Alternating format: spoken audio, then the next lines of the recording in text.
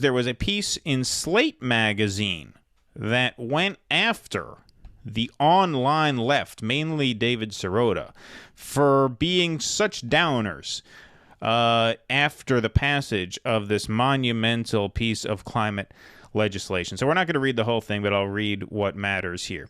So this is why internet leftists are so pissed about Democrats' historic climate bill.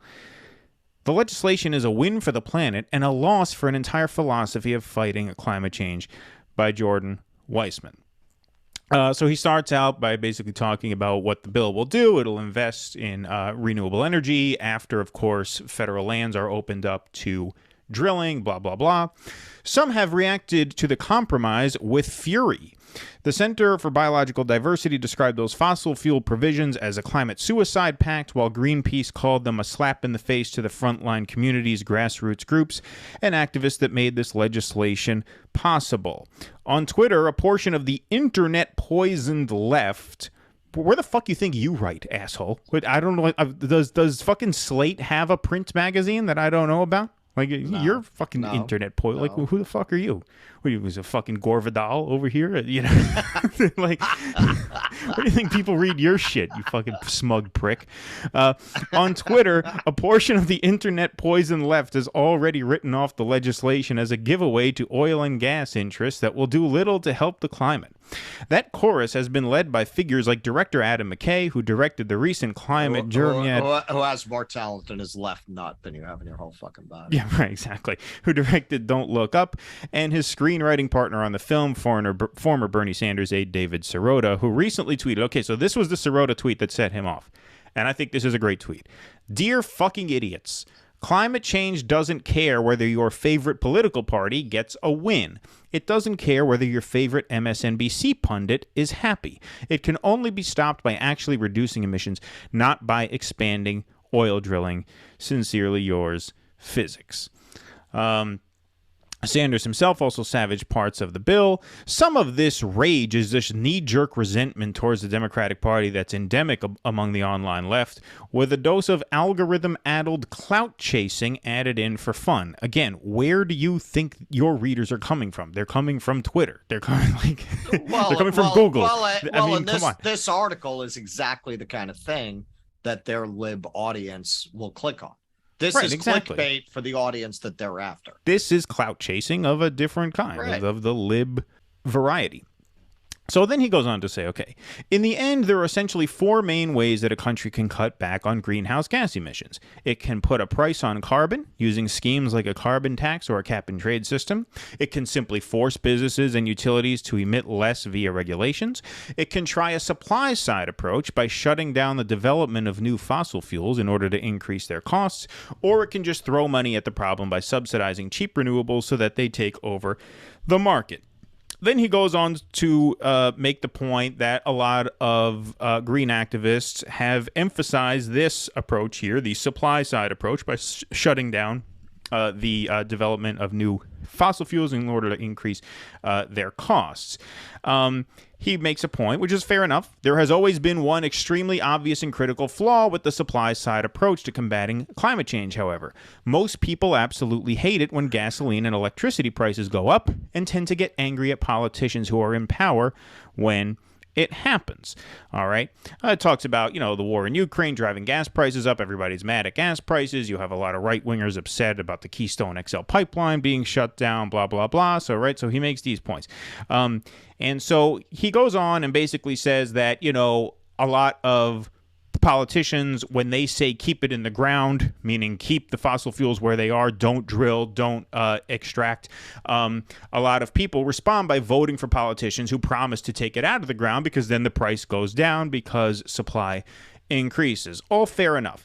But what Mansionism has going for it, perhaps all else, is political palatability. The Inflation Reduction Act hasn't aroused much opposition from industry because it offers mostly carrots and few sticks. Exxon's CEO is perfectly happy with the legislation, as are most power companies. And it's difficult for Republicans to attack because the legislation doesn't ask voters to make sacrifices. Instead, it does things like lower electricity costs by pouring money into renewables. It also pours money into fossil fuels with all the grants, which we're going to talk about in just a second. giving Democrats kitchen table win to brag about a moment of high inflation. For better or worse, it's a lot easier to sell that sort of climate bill than it is to convince people that they should pay more to fill up their SUV. Okay, so we talked a little bit about this offline earlier. Now, listen, as a standalone point, you can say that the Inflation Reduction Act is more politically palatable and therefore more politically possible than some other climate bills might have been. That is not an opinion. That's just a fact. You might as well write an op-ed about how 2 + 2 = 4. Of course, this was the most politically possible bill that could be passed because it's the only one that was passed, right? So of course, yes, we understand. However, as a rebuke to what David Sirota said, it makes no sense because David Sirota's entire point is that climate change does not care what is politically palatable or what is politically possible. God is not going to say, you know what, let's give the humans another 100,000 years because they really, they tried, but, cinema really wanted the carried interest tax loophole, and so they had to keep that in, and, Manchin raised a lot of money from coal, and he was a real ball buster, so let's hold off on the, 2 degrees Celsius temperature increase over the next century, right, or what. Let's just give them, that's not the way it works. That's not the way it works. The science doesn't care what's politically possible. And so to say that, why is the left so mad? He's just basically saying, why are you critical of a system that could only yield this bullshit result? Why not just be happy for the bullshit result? Which makes no sense. Once again, as a standalone point, yes, obviously this was all that the system could produce, but that's why Sirota is so upset. And Sirota is saying, look, all you idiots who are so thrilled about this, who are so happy about this, including, these lib outlets like Slate, Vox, NPR, you're fucking stupid. You're happy about this because this is the best the Democrats can do. Well, guess what? Climate change doesn't give a shit if this is the best the Democrats can do. It's not going to spare you because of that. And so this guy's, I thought this was just he's trying to get around that, and I've seen a lot of articles trying to get around that by saying this will keep the United States within striking distance of meeting the targets promised in the Paris. So it's suggesting that maybe we can, under this plan, keep it at that level. But most serious climate scientists agree that the Paris Climate Accords themselves are insufficient. So if this puts us on track to almost satisfy the Paris Climate Accord, then that would, of course, fall well short of doing what we have to do in order to avert disaster. Yes. That's just so obvious. And this is the point I was making to you offline. The bigger, broader kind of philosophical point here, obviously not the one that he's making. Democracy is probably not adequate to meet this challenge. It's an Achilles heel in popular will. It's really because when you have to ask people to pay higher prices, maybe drastically higher prices to save the planet, humans they're short-term thinkers. They don't think that way. They don't think 50 years down the line. They think about, I can't afford to fill up my car to get to work today. You would need a dictatorship to really address climate change. Well, dictatorship is always better in a crisis because a guy makes a unilateral call. This is what we got to do to fix it. Boom. You don't have to worry about what the minority thinks, right? You don't have to worry about building any kind of consensus, right? The Greeks who invented democracy had a lot of negative things to say about democracy. And I believe, was it Aristotle who said democracies always end as tyrannies? Because ultimately the voters vote for a dictator. Ultimately, they vote away the democracy and vote a dictator in. I'm not sure if that was Plato or Aristotle. That's a fair point. There's another big conceptual point that I would make, though, and I think this is a really huge one when it comes to fighting against, any sort of environmental collapse, really. He points out here, in the end, there are essentially 4 main ways that a country can cut back on greenhouse gas emissions. It can put a price on carbon using schemes like a carbon tax. It can simply force businesses and utilities to emit less via regulations. It can try a supply-side approach by shutting down the development of new fossil fuels in order to increase their costs, or it can throw money at the problem by subsidizing cheap renewables so that they take over the market. There's a fifth option, which is the option that the Planet of the Humans movie put forward, which is why I love that film so much, despite some of the sloppy sort of techniques that were used in making it, which I would certainly admit. The fifth option is we can change who we are.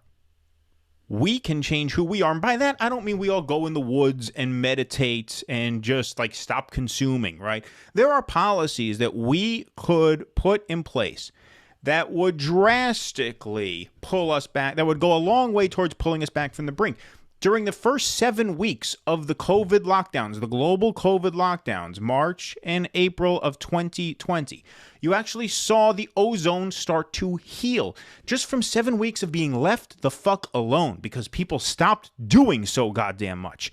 You saw the waterways in Venice start repopulating. Not only did the fish come back, but the coral started growing back. 7 weeks.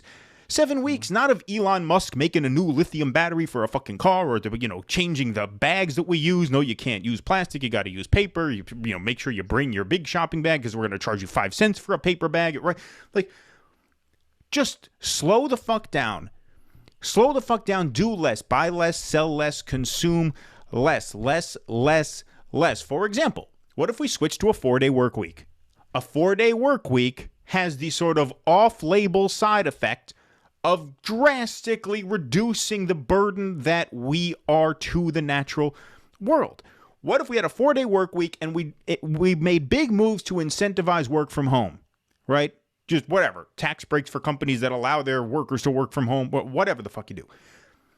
4-day work week, one of those days you work from home, which means instead of people going over the George Washington Bridge and flooding the fucking Lincoln Tunnel and causing all this traffic that we've lived with 5 days a week, that traffic only happens 3 days a week. There's a 40% savings right there, just in those two simple policies, which are not aimed at taxing people more, not aimed at making things cost more, right? Just two simple lifestyle changes that are not going to be overly burdensome to people, right? But that would go a long way towards helping the earth heal itself of this virus called humanity, right? We should just be less of a burden on the planet, figure out ways to do that. But that solution that doesn't even cross people's minds because we have to keep buying, we have to keep selling, we have to keep making, we have to keep doing. And as long as we do that, I'm sorry, I'm not convinced there's any way to trick the earth into putting up with much more of our shit. I really don't. Now, on the land and sea area drilling, I just want to make this point because this is really, when you think about this, this really lays to bear what a farce it is to call this a climate bill. Under this bill, we are obligated to lease out 60 million acres of sea area and 2 million acres of land area per year, every year for the next 10 years. All right? That's an obligation. 600 million acres of ocean area for drilling. To give people an idea of how much land area that is, or ocean area, but how much space that is, the continental United States is 1.9 billion acres. So you're talking about opening up an area of the ocean equivalent to 1/3 the size of this country over the next 10 years. That's a lot. That's a lot of space that we're going to lease out to ExxonMobil, which is why they're so happy about it. Mm-hmm. And so this guy's point is that we should be happy about it too. He wants us to be happy about it. Right. He's upset with our tone because that's all Sirota's saying. Nowhere does Sirota say, hey, things could have been better. He's not saying we could have had a better bill. But that doesn't mean we're supposed to lie to ourselves and lie to our readers and lie to our viewers that they should be celebrating this bill. The fact that this bill is the best the system could yield is an indictment of the system. Sure. And that's the takeaway that any intellectually and morally honest person has to come away from this with. Well, this is the reality that at this point we're going to have to face up to. Nobody even wants to talk about this because we don't want to put our hopes on this. And I'm not saying this for this reason. I'm just presenting reality. The only way that climate change catastrophe may be averted is if human inventiveness is able to find a way. Carbon scrubbing, like, could happen. It's possible. That's the only way. We're not as a world, we're not going to solve it the other way. We're not going to cut enough emissions to avoid it. We're not going to retool our economies enough to avoid it. That's not going to happen. And we're certainly not going to do the kinds of things that I said, because that would be too disruptive to capitalism. And if one country tried it, then the other country would fast pedal it and they would outcompete us. And that's not your only hope, is that we are able to invent our way out of it. Honestly, that's your only hope. And it's not impossible. I've read a lot of books arguing that our civilization will end the same way other civilizations have ended, and some interesting arguments about how over time you wind up kind of having a law of diminishing returns. As your population keeps growing, you need more and more energy to support that population, and sooner or later you hit a wall. Okay, maybe. But hey, anyone will tell you I'm usually in the pro-apocalypse camp. But to play devil's advocate and argue the other side, we've never had a civilization on the planet with this broad a technological base from which solutions could arise. That's never existed. You can't. It's not really intellectually honest to compare the modern world to the Romans. It's right. I mean, what did they have? Fucking horses, bridles. I mean, what, aqueducts? Like, what technology did they have? It was amazing for the time, but we have a much broader technology base now, from which inventions that scrub the atmosphere could definitely emerge, especially if it's existential. And certainly there will be a fortune to be made for anyone who can. I mean, we do have carbon scrubbers. They're just not scalable or economically feasible. Right, sure. But if somebody makes that breakthrough, sure, it could happen. But my overall point isn't to, well, let's forget about this and rest everything on that. But realistically, that is our only hope. Please clap.